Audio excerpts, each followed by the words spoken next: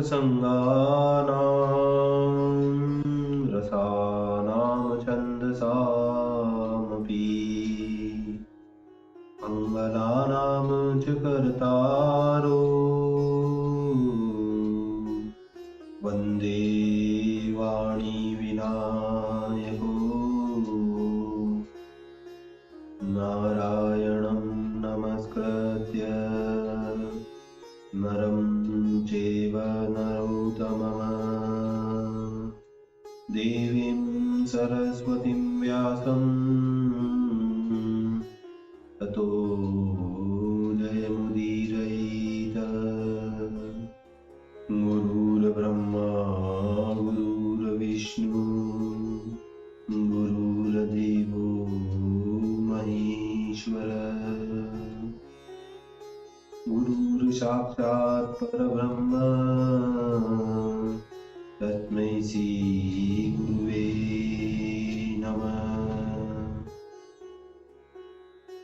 बोलिए सियावर रामचंद्र भगवान की जय, राधावर कृष्ण कन्हैया लाल भगवान की जय, उमा महेश्वर भगवान की जय, गायत्री ब्रह्मदेव भगवान की जय, सद्गुरुदेव भगवान की जय, माता पिता गुरुदेव की जय, समस्त संतगण भगवान की जय, समस्त भक्तगण भगवान की जय। ओम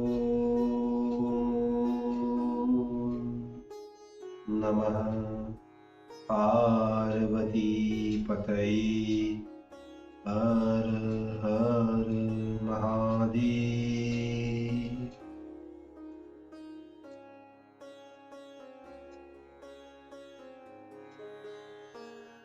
तो मित्रों और आप सभी श्रीमद् भागवत कथा के श्रेष्ठ रसिक जनों, श्रोतागणों, अब तक हमने प्रवाह रूप और क्रमबद्ध रूप से भगवान श्रीमद् भागवत कथा को श्रवण करते आ रहे हैं, कीर्तन करते आ रहे हैं, भजन करते आ रहे हैं, मनन करते आ रहे हैं।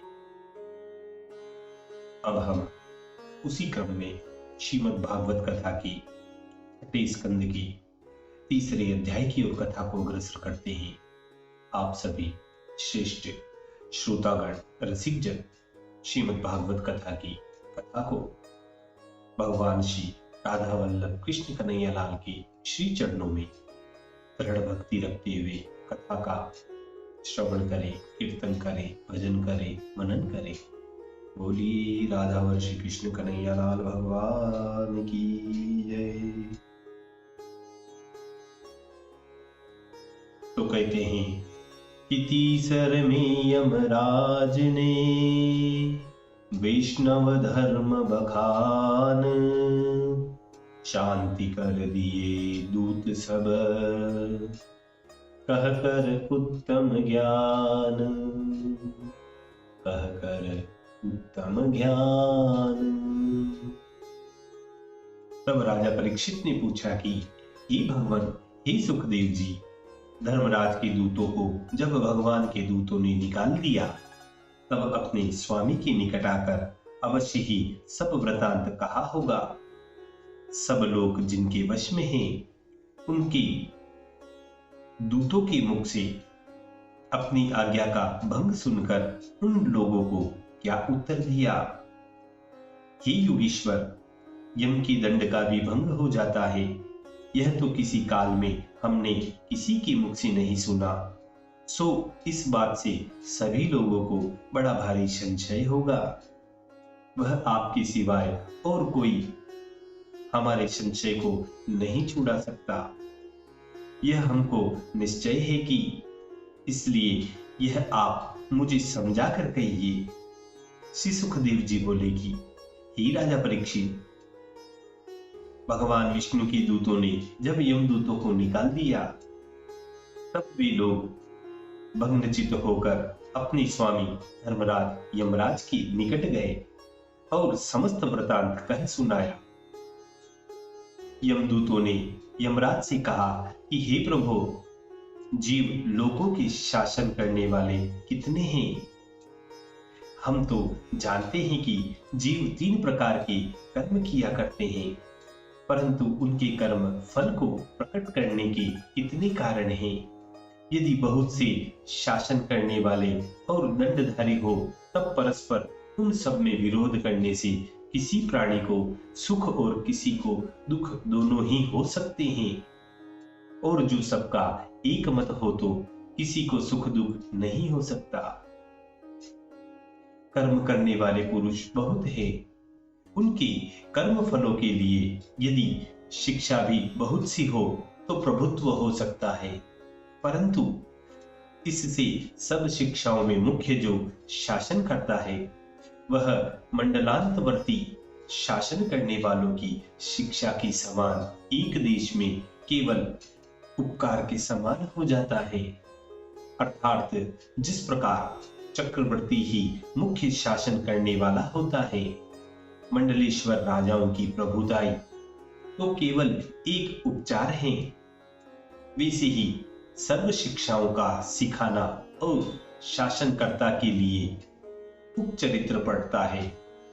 यह समझकर कि शासन करने वाले बहुत से नहीं होते, हम यही जानते थे कि एक आप ही ईश्वर के सहित प्राणियों के अधीश्वर शासन करने वाले और दंडधारी और आप ही मनुष्यों के शुभाशुभ का विचार करने वाले हो।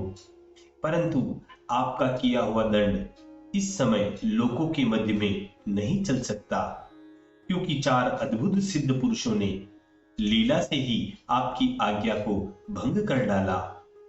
हम लोग आपकी पापी को बांधकर यातना गृह में ला रहे थे कि उन लोगों ने अचानक आकर आपकी फांसी तोड़ ताड़ कर बलात्कार कर उस पापी को हमसे छुड़ा लिया। सो हे प्रभु, हे यमराज, यदि आप हमारा हित चाहते हैं तो हमको यह बतला दीजिए कि वे कौन थे। हम आपके निकट उनके जानने की इच्छा करके आए हैं, क्योंकि यदि हम लोगों ने अज्ञान से उनकी अवज्ञा की तो कहीं उल्टा आपका ही बुरा न हो जाए।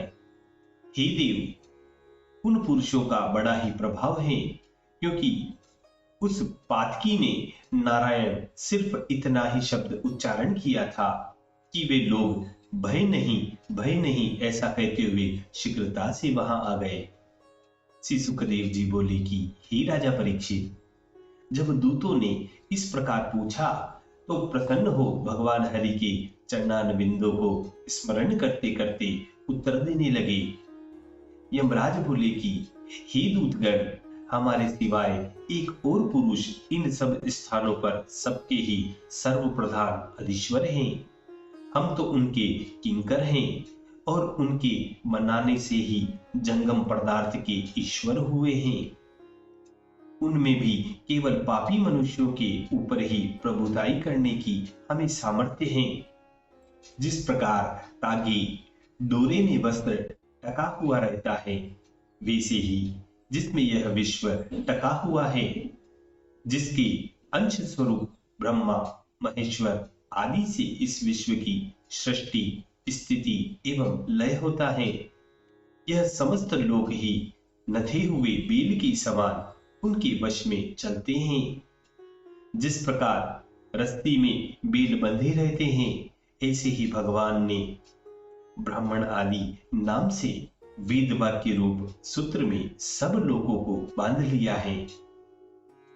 अधिक करके यह सब जीव जो नाम और कर्म रूप बंधन से बंधे हुए हैं, और यही जीव चकित होकर जिसके निमित्त बलि वहन करते हैं, अर्थात जिसके वश हो रहे हैं और कर्म करते हैं, जिसकी लीला अचिंतनीय है, इसलिए हम महेंद्र, नेत्रिति, वरुण, अग्नि, वायु, चंद्र, सूर्य, ब्रह्मा, महेश्वर, विश्वेश्वर देवगण, वसुगण, साध्यगण, मरुदगण, रुद्रगण और सिद्धगण और प्रधान प्रधान देवता जो कि इस विश्व के रचने वाले हैं, और भृगु इत्यादि महर्षि जो लोग कदापि रजोगुण और तमोगुण को देखते भी नहीं हैं, वे सत्वगुण प्रधान होकर भी जिनकी चेष्टा को नहीं जान सकते। हे दूतगणों, इसके सिवाय दूसरे पुरुष जो कि माया में लिपटे हुए हैं, वे लोग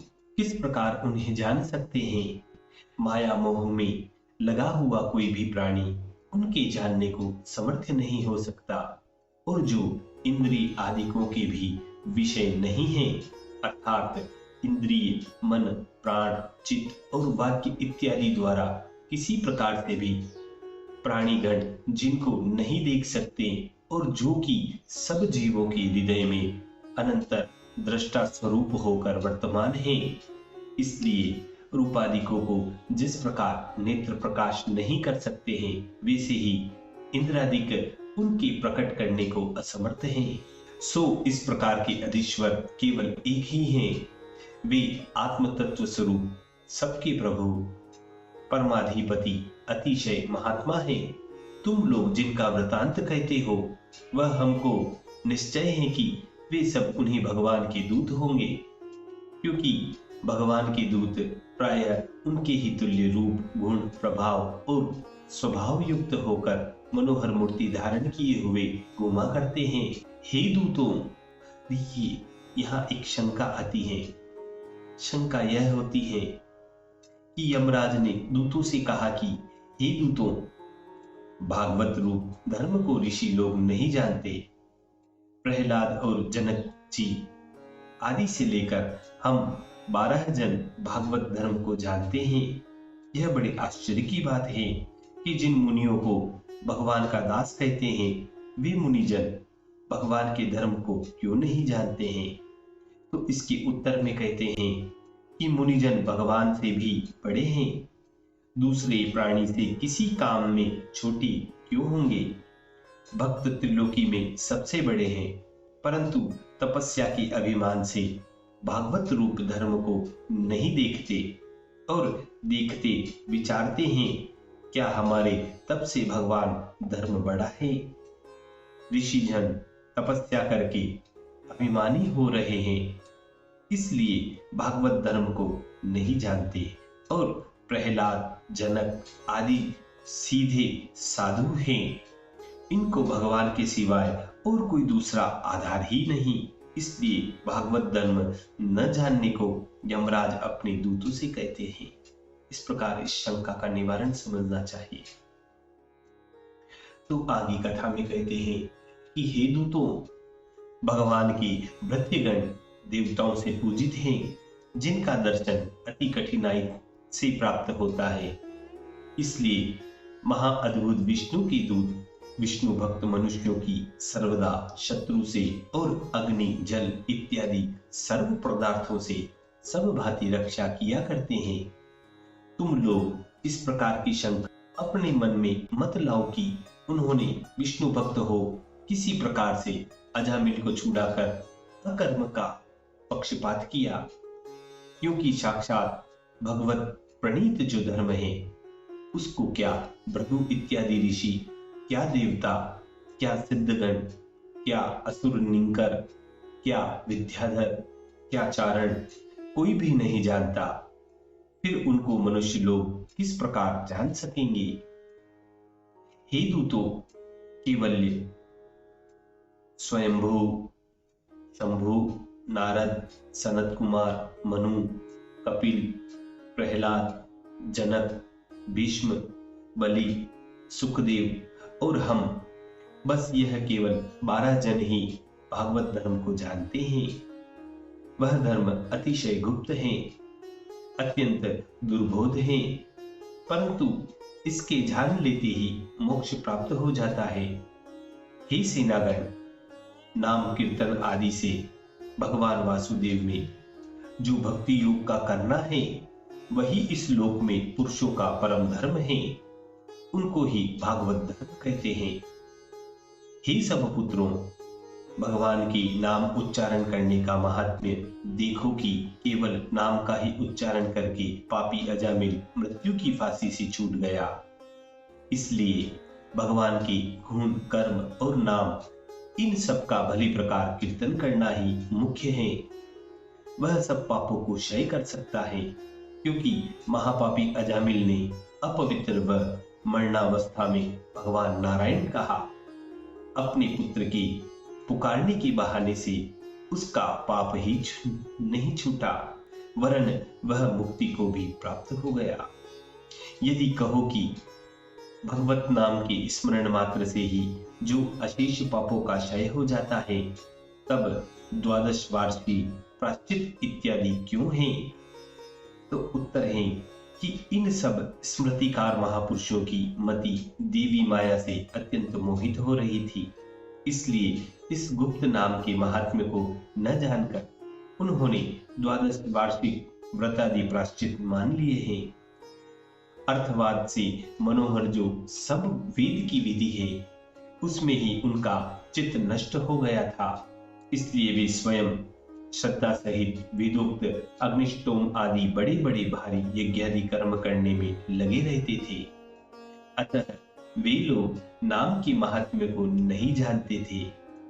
पूर्वोक्त 12 ऋषियों से अतिरिक्त जो पूर्व स्मृतिकार थे, वे सब देवी माया से अत्यंत मोहित हो रहे थे और पुष्प के समान जिनकी सुगंधी 10 दिशाओं को पवित्र कर रही है और चांदनी के तुल्य जगत में छिटक रही है, ऐसी वेदित्री रूप परमोत्तम वाणी में जड़ बुद्धि बन रहे थे और इस गुप्त नाम के महात्म्य को कुछ भी नहीं जानते थे। अतः एवं 12 वार्षिक व्रतादि बड़े बड़े प्रायश्चित बतलाए गए हैं और वे स्वयं आज तक महाभारी यज्ञादि कर्मों में लिपटे रहते हैं और भगवान के नाम को छोटा प्रायश्चित समझते हैं। फिर छोटे लोगों की श्रद्धा उनमें कैसे हो सकती है? इसलिए उन लोगों ने बड़े बड़े प्रायश्चित बताकर सांसारिक पुरुषों को भ्रमजाल में डाल रखा है।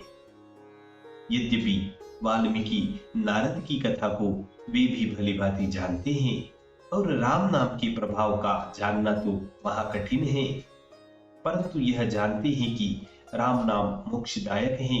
परंतु छोटे लोगों को बड़ा प्रायश्चित बताते हैं, क्योंकि मूर्खों का चित्त बड़ी वस्तु पर जमता है। वे छोटी वस्तु को बहुत तुच्छ समझते हैं। इसलिए राम नाम का जो गूढ़ मंत्र है, उसकी महिमा मूर्खों के सामने प्रकट नहीं करते कि 2 अक्षरों पर उनकी श्रद्धा न होगी। इस कारण उन मुनि लोगों ने बड़े बड़े प्रायश्चित बताए हैं और यह भी समझा कि जो सभी मनुष्य नाम के महात्म्य को जान लेंगे तो जीवन मुक्त हो जाएंगे। जैसे जो अमृत संजीवनी को नहीं पहचानते, तो वे विद्य रोगी के रोग शांति के लिए सौंठ, मिर्ची, जीरा, इलायची, हींग, पुदीना, सुहागा और सेंधा नमक का चूर्ण बता देते हैं अथवा नितंबादि के चूर्ण बताते हैं। प्रथम तो संजीवनी का जानना कठिन है और जिन्होंने जान रखी है वे अमूल्य समझकर किसी को देते नहीं। जैसे मगरराज सिंह अपने वश में हो तो चतुर लोगों को उचित है कि श्वान, गीदड़, हिरणादि छोटे छोटे जंतुओं पर उनको न छोड़े। वैसे ही तुच्छ पापी की निर्वृत्ति के लिए सर्वानंददायक परम मांगलिक राम नाम का उपयोग करना ठीक नहीं, क्योंकि किंचन मात्र पाप के लिए ऐसे अमूल्य रत्न राम नाम से प्रायश्चित करना ठीक नहीं। इस बात पर एक दृष्टांत आता है। दृष्टांत इस प्रकार है कि एक मुनिवर तप कर रहे थे। इतने में कोई कोढ़ी उनकी शरण में आया और कहता है कि हे दीन दयालु, मेरे कुष्ठ का आप कुछ उपाय बता दीजिए। परंतु वह तो ध्यान में थे। मुनिवर जो थे वह ध्यान में थे, कुछ उन्होंने सुना नहीं। उस कोढ़ी ने फिर कहा, फिर मुनि ने नहीं सुना। फिर उस कोढ़ी ने तीसरी बार कहा, फिर मुनि ने ध्यान नहीं लगाया। जब फिर वह चौथी बार कहने लगता है, तब मुनि के चेले ने अपने मन में विचार किया कि जो इसके गंभीर शब्द से गुरु जी की समाधि छूट गई तो मेरे ऊपर बड़ा भारी क्रोध करेंगे। इसलिए उसने भय मानकर पुष्टि से कहा कि 3 बार राम का नाम ले ले, तेरा कुष्ठ सब जाता रहेगा और शरीर भी शुद्ध हो जाएगा। उस कुष्ठी को जो 3 बार राम राम कहा तो सब कुष्ठ उसका जाता रहा और शरीर कुंदन के समान उसका लाल हो गया। मुनिवर जब समाधि से जागे तो चेले की ओर से मुंह फेर लिया और उससे बोले नहीं। तब तो चेले ने अपने मन में बड़ा दुख माना और मन में कहने लगा कि ऐसा मुझसे क्या अपराध हो गया जो गुरुजी क्रोधित हो गए हैं। मेरे गुरुदेव मुझसे मुंह फेर लिया है। फिर उन गुरुदेव के चरणों में सिर झुकाकर विनती करने लगा और बोला कि हे स्वामी, हे गुरुदेव, मुझ दीन से ऐसा क्या अपराध हुआ जो मेरी ओर से आपने मुंह फेर लिया। कृपा करके मुझसे कहिए जो मेरे मन का संदेह दूर हो जाए। तब वह मुनिवर बोले कि अरे हे मूर्ख, तूने राम नाम की महिमा को कुछ नहीं जाना।